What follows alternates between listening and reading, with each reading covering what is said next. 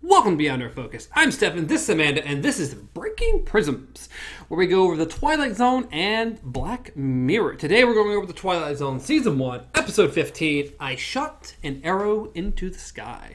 Today is March 19th, and we're going to be doing a quick 10-minute movie review. Not movie review, because it's not a movie. Episode series review of this, our new format. So it's going to be nice, short, and punch you in the face. And for those who are a little bit more picky, it is called Into the Air, not Into the Sky. But good job. Sure. I shot an arrow into the air, not the sky. You know, it's kind of the same thing, okay? You can't hit air. You're always going through air. So it's into the sky. That's the whole point of this thing anyway. Anyway, opening narration. I thought it was shooting past the sky, but we're good. Well, I mean, you're going through the air too. I mean, it's... Anyways, don't waste all our time not talking about anything about the show. Her name is Arrow 1. She represents 4.5 years of planning, preparation, and training, and 1,000 years of science, mathematics, and projected dreams and hopes of not only of a nation, but a world. She is the first manned aircraft into space, and this is the countdown. The last 5 seconds before man shot an arrow into the air. Wah, wah, wah.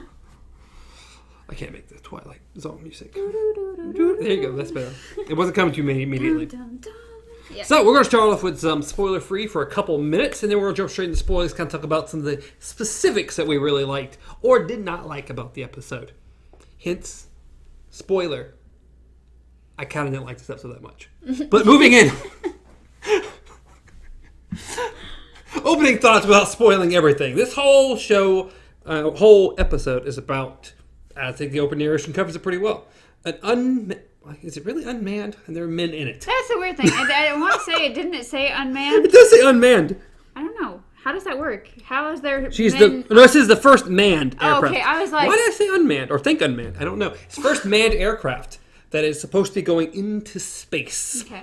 And things go awry and they lose contact with the people. Yes. And it's about the people, even the description of the episode, it's about the people trying to figure out what they're going to do after the thing. Survival after. Yes.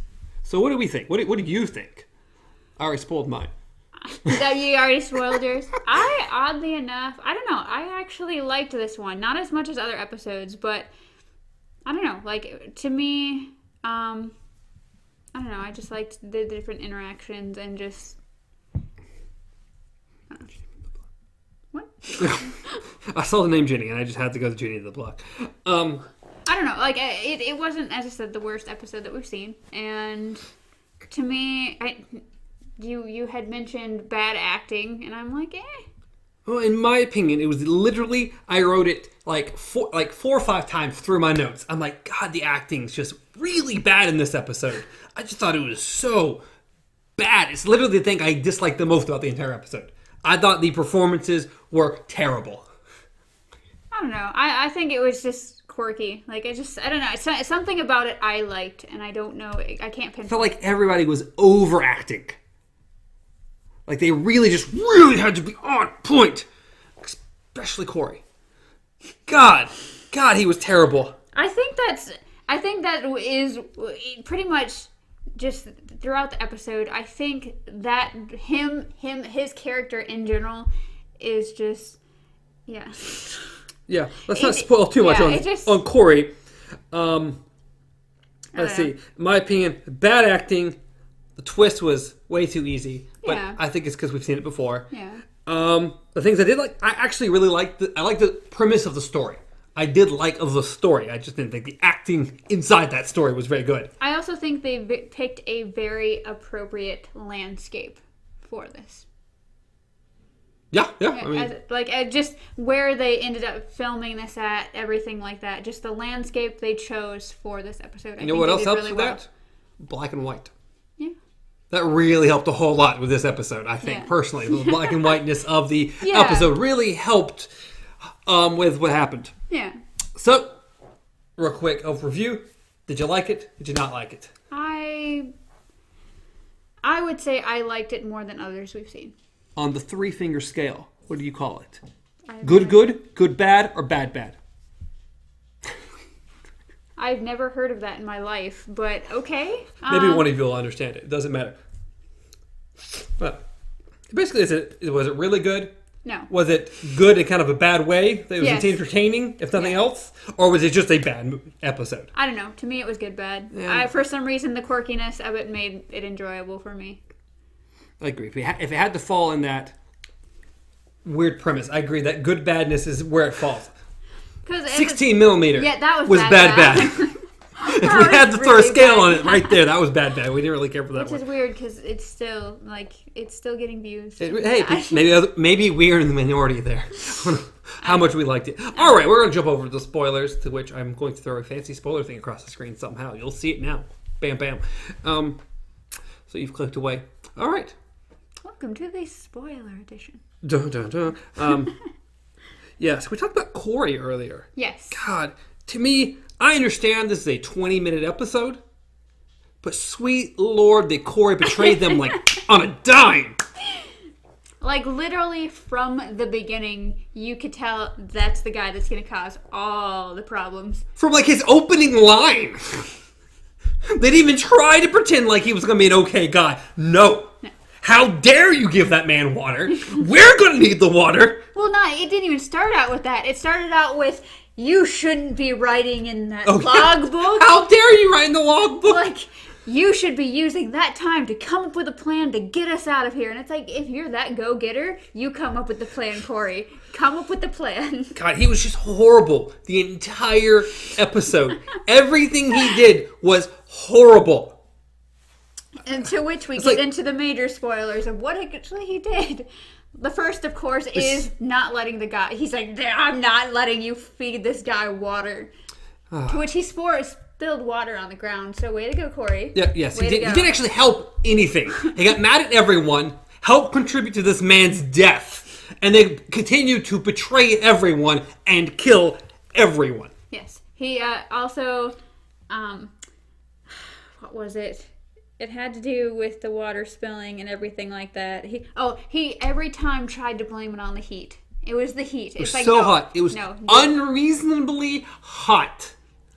Yet which the Nevada desert will do that to you. Yeah. Oh yeah. So the other spoiler, of course. Yeah. I mean, they crash land on an asteroid. Yes. That happens to be this exact same distance from the sun, and also has a night cycle, and also y'all breathing pretty darn well on an asteroid, and I mean, there's a lot of factors going on here. So yeah, which unfortunately was super easy to tell. So like as soon as he mentioned the sun, I'm like, oh, they're probably in a desert. Yeah. They probably never left Earth. Like, oh, go figure, they didn't leave Earth. Yeah. Well, I mean, I didn't peg that it was not a desert right off, but. No. My instant reaction of, I know what this is literally when, like, the opening scene, because the opening scene doesn't start out with them. It starts out with people in the little, at the office or at the station or whatever. Home base or whatever it is. And it's one of them that mentions the whole Longfellow's poem. He's the one that actually says, I shot an arrow into the air, it fell to earth, I know not where. I'm like, dude. You're right, that actually completely telegraphs the whole thing. Yeah. So, I mean, just not the best reveal ever. Yeah. But I like the premise. I like the premise of these characters they think they're somewhere they're not supposed to be. They don't know when they're going to be rescued. They're short on supplies. So people will eventually start betraying each other. It makes sense. Just how fast it happened didn't make a lot of sense. So pretty much just early exploration, just in general, like not even space exploration, just early exploration. Mm-hmm. This is what happened. Is you ended up in a new place and you're like, this is where this is at. And it's like, no, you're actually way over here, but good job. Yeah, it's right there. It was just again, it's a 3-minute episode. Yeah. What can you really expect? They have to get as much in as humanly possible, as quickly as possible. Yeah. God, Corey. No. Corey, buddy, Pearson fell. Pearson fell and hit his head. Oh, of course he did. Oh yeah, I'm sure he fell. And his canteen magically got filled with water. Yes. I hadn't seen him. We went in totally different directions. And then shoots the colonel, yes, which inevitably also shoots the water which he would have had. So therefore, it's like And then, of course, climbs the mountain, looks, oh, I know what Pearson was trying to draw in the sand. It was a telephone pole. That was probably the worst acting of the whole entire thing, was him. My biggest thing is that after the drawing, I'm like, he's going to go to the top of this ridge and immediately see it. But we get another, 3 minutes of him crossing the desert, and I'm like, Pearson, how did you find a telephone? When did you get knocked out? How did this happen? I just would have assumed you got hit in the head and you, maybe fell down the mountain a little bit or something. No, you apparently traveled the whole way back. And for some reason, didn't speak to him, just got knocked upside the head. I don't even know. I don't know either. It's not really explained. I expected him to come over the ridge, see an entire city or something like that. That would have been kind of cool or seem like... like, the irony. Like, you were this close. Everyone was this close to making it, and you just screwed everybody. If everyone would have just stuck together... Actually, if they just waited back at camp and Pearson would have gotten back, the whole thing been solved. Oh, yeah. Nope. He really needed the water. He drank an unreasonable amount for the man who was trying to survive.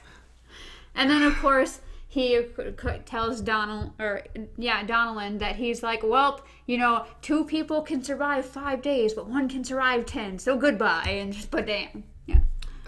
Yeah. To which, and when I saw the hole in the water, I thought maybe he survived. I thought maybe. See, I thought that for a second because that is the oldest trope in the book. Yeah. Oh, you shot me. You happened to hit the one spot that had this super thick book or this metal thing that stopped the bullet. Yeah, I thought that was going to happen. I thought maybe when he pulled him over, he was going to get shot or shanked or something. I was hoping. Yeah. That was wishful thinking. No. Not what happened at all. No, Colonel died. No. But last final thoughts of the episode. As I said, but it all together, it was just a very rushed story of a good concept. Exactly. Something that would potentially be better as an hour-long thing, maybe in a newer thing that was coming out, like the new Twilight Zone, which we'll be going over as it comes out. So y'all should check that out. So yeah, if it falls into anything, it falls into the bad good, the good bad. It was entertaining, but it was not one of the better episodes by no means. But it wasn't one of the worst episodes either. No. It's a very middle-ranking episode. Yeah. I would say so. Well, I hope you enjoyed. As always, you can reach me at Stars on Travel, reach Amanda at KZPup, reach the show at Beyond Our Focus, practically everywhere, podcast services and YouTube. Anything else? Leave a comment, like the video, subscribe to the channel. Till next time, long days and pleasant